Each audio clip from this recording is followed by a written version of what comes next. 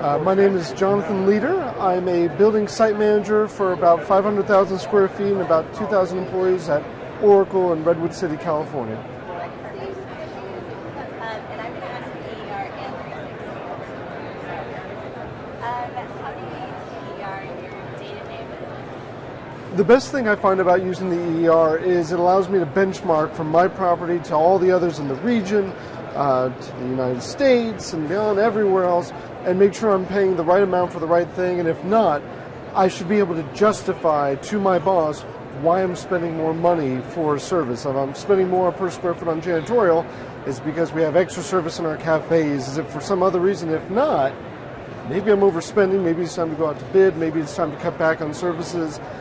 It's a red flag. It's an opportunity to realize I'm not quite right on the mark. What can I do to get myself on that mark? So you kind of answered my second question there.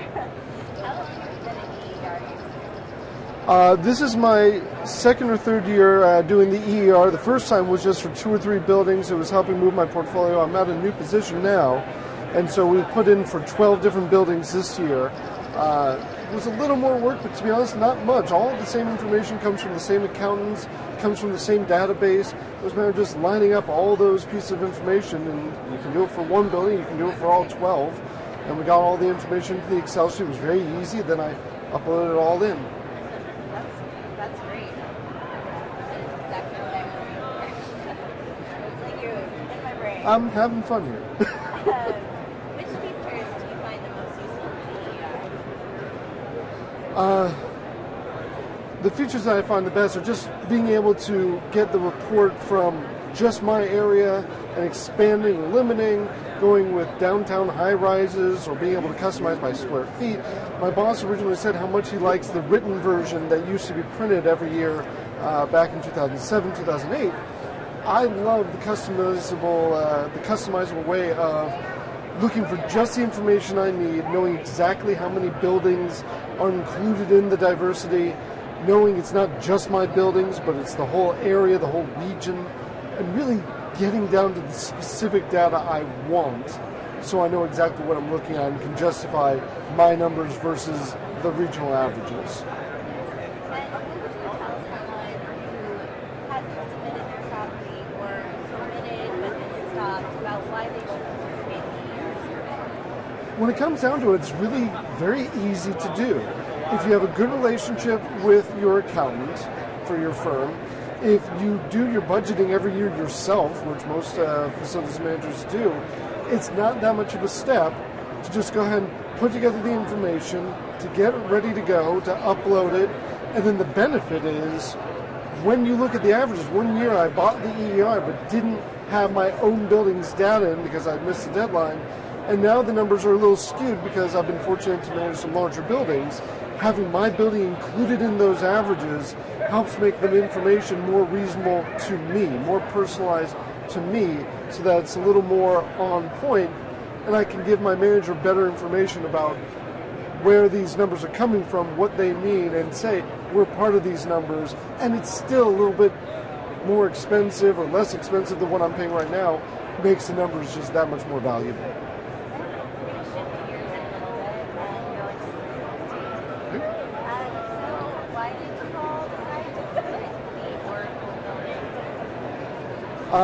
BOMA 360 actually was a great program to participate in. It really helps us get all of our ducks in a row. From every aspect, from energy to communicating with our customers and the people in our building. It made it all of, have you thought about this? Have you thought about this program?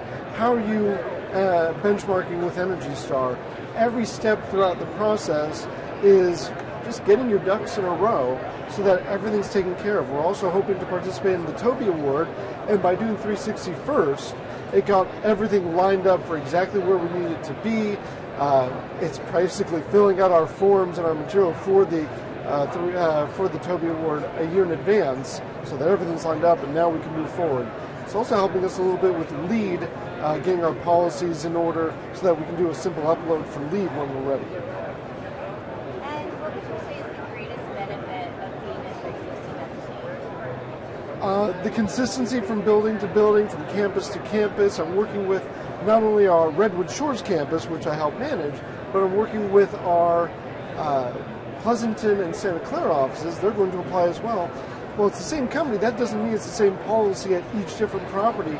Using BOMA 360 as a tool, as a benchmarking, and as a way of making sure we got everything ready to go, we can make sure that our policies in all three of those major sites that come up with several million square feet can all be in line together, instead of wondering, well, I know our policy for smoking is this, I wonder what their policy is. Well, now we've got all of our policies lined up together across the whole region. Would you recommend other property managers to take BOMA 360 is a great program to participate in. It is a great program. It's simple to use. It's simple to upload your information. Very straightforward. We did it for 12 properties. We did one as a test case to make sure we got everything ready to go, and then we just expanded to the other 11 properties. Like I said, straightforward, easy. It's a beautiful plaque, and when I brought that plaque in to my manager, he took it straight into our vice president and said, look what the team earned, and was very proud of it. Made me and my department look good, made my boss look good, and again, it's all about getting your information in a row and making sure you've got all of your I's dotted and your T's crossed. So I'm going to transition to another subject. There's another topic. Yeah. So why are you a BOMA member? One of the first things when I started this profession about 6 years ago or so, my boss told me was sign up for BOMA, start attending luncheons, start getting information, start participating. It's been a great 6 years. I've been a member of two different BOMA locations, one in Utah and one in Silicon Valley. Made a lot of friendships with a lot of my vendors, with a lot of other facility managers. I'm lucky enough to be a committee chair right now in the Silicon Valley Association. It's just a great way to meet other people, and you know also when you're going out to reach out to vendors, if they are a member of BOMA, they've got a lot on the line that if they do badly by you, that will spread to the other building managers in the association. So it gives them a little more onus to do the right thing and to stand by their clients. Very proud to be a member. How long have you been in commercial? I've been in commercial real estate for 6 years now.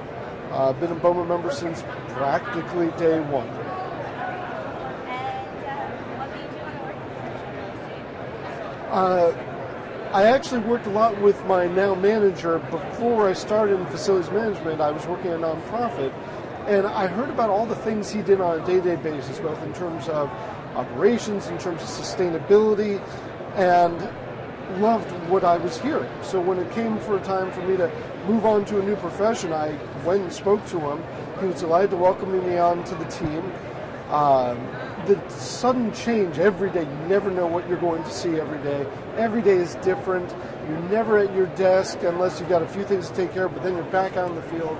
And the most important thing to me is making an impact on everyone's lives, on what they do, on starting over. Making an impact on what I do and what everyone else experiences. If I make a change in the cafe, in the fitness center, thousands of people will benefit from that change. And I'm not just a cog in the wheel. I'm making a real difference and making people's lives easier and making them more productive in their own job. And so I love having that influence on my surroundings every day. So why do you come to the BOMA annual conference? This is my second time coming to the BOMA annual conference. I very much enjoy the camaraderie, the events I get to participate in, the classes. I'm going for my RPA, my FMA, and getting to participate with other people is just a lot of fun. The mixers, the getting involved, and also you never know what you're going to encounter. They say the best way to go to a conference, if you come with one idea back with you, then it was a worthwhile conference. Well, I'm looking for cost savings opportunities with the vendors at the expo, looking for good ideas when I go to the trainings and classes, and there's no shortage of that opportunity. Oh no, someone who was only your second year. Tell someone who's on the fence about whether or not the conference is worth attending. Like I said, all you need is one good idea and the conference is worthwhile. I figure the best way I I participate as part of the facilities management team is if I can bring back enough cost savings to take care of my own salary, for instance, then I'm going to be worthwhile to my employer, then I'm going to be proving my worth. Well, at the expo and at the conference, there's plenty of opportunity. You never know what event or one thing that someone says when you're among this many peers. You never know what one thing someone will say that'll get you the steps you need, the new idea that you can implement in your building. So again, come to the expo because you never know what one good idea is waiting for you. That's great. You're done. Okay. I just need you to say your full name, and I am BOMA. My name is Jonathan Leader, and I am BOMA.